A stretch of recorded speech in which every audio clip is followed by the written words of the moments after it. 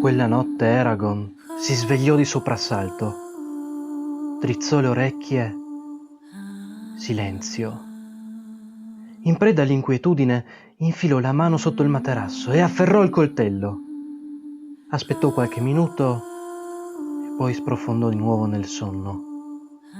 Uno squittio acuto lacerò il silenzio. Un attimo dopo, egli era già in piedi con il coltello sguainato.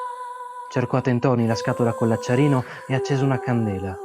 Si sedette sul bordo del materasso e si strofinò gli occhi. Un altro squittio lo fece sobbalzare. Da dove veniva quel rumore? Il suo sguardo si posò sulla pietra. Un altro squittio gli trillò nelle orecchie e gli riverberò nelle dita.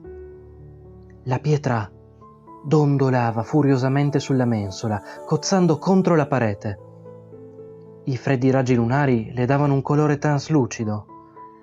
Eragon balzò fuori dal letto con il coltello sempre in pugno. A un tratto, sulla superficie comparve una crepa, poi un'altra e un'altra ancora.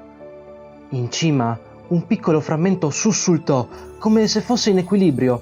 Si sollevò e infine cadde sul pavimento. Dopo un'altra serie di squittii, dal foro sbucò una piccola testa nera, seguita da un bizzarro corpo contorto. Eragon strise il coltello ancora più forte. In pochi istanti, la creatura sgusciò del tutto fuori dalla pietra. Restò immobile per un attimo e poi guizzò verso la luce della luna. Eragon si ritrasse sbigottito. Davanti a lui, intento a leccar via la membrana che lo ricopriva, c'era un drago.